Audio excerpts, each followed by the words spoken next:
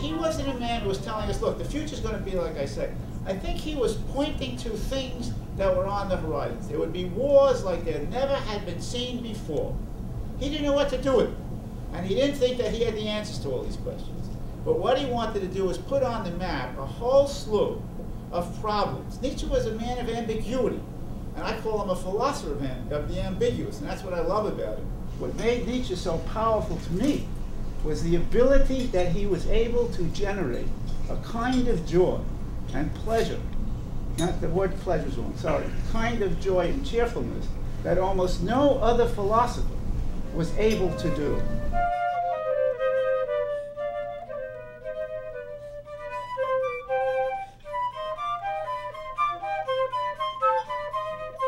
At the end of Ecce Homo, he says, know thyself. So what does it mean, of course, know thyself? It is not only a function of being individual, but also it's a function of being part of the culture that we are thrown into. To be connected to other things, to other human beings, to nature, to animals, to plants, we have to be ecstatic, we have to be able to come out of ourselves. It's a very deeper thing. And you could say that it doesn't belong to philosophy, maybe, but if you want to look at the whole integral self, it is a function of the self to be ecstatic, to be Dionysian. And Nietzsche is the first philosopher to be thinking that.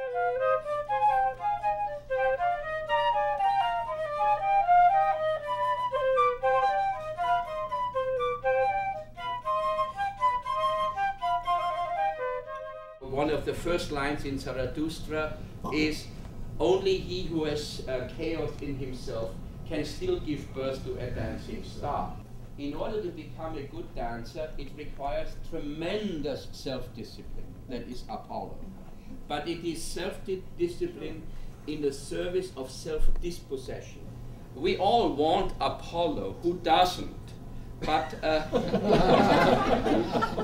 we also all want Dionysus. And in celebrating it, we enter the moment of sacred, of the sacred being, of the eternal recurrence of the same. I think what Nietzsche wanted to do is he wanted to point the way to a new culture, a new synthesis of Apollo and Dionysus.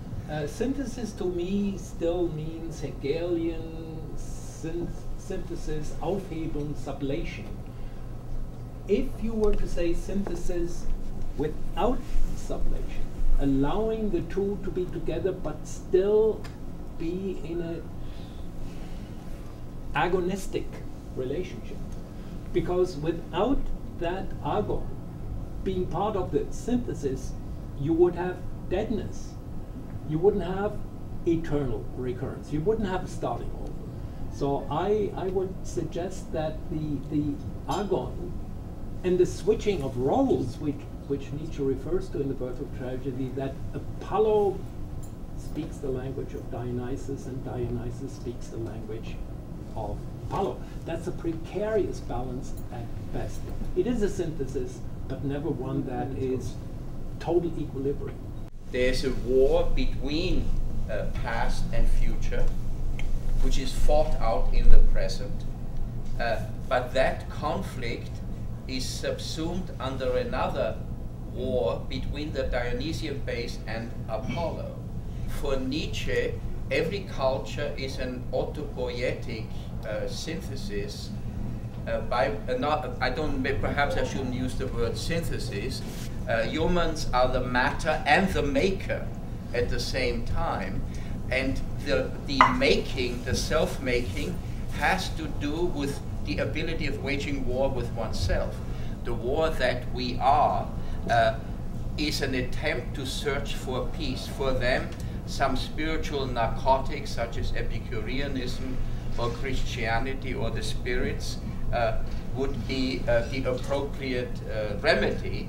And there are others who are stimulated by that war, who achieve greatness in that, and know how to wage war with themselves in a successful manner. It's not a war in which one would kill the other. No, it not is at a all. perpetual strife It's Aries, that comes to provisional closure only to start off again. Bergson speaks here of creative tension. Yeah. Without that strife, you have deadness. That's what you have to Agon. synthesize. It's It's agon. agon, yes. But that's a deeply Heraclitean idea.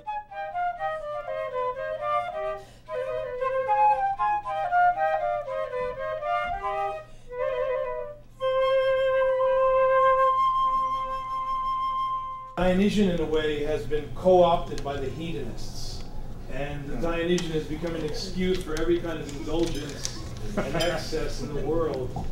And I want to make a toast to the philosopher who pronounced laughter holy, probably the only philosopher who may have pronounced laughter holy, and who dismantles the crown of thorns that Jesus wore and gives us the crown of laughter.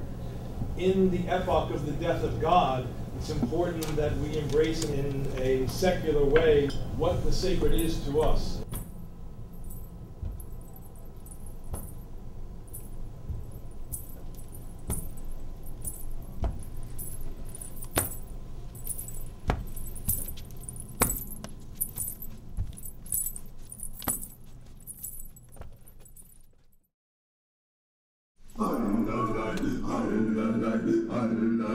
I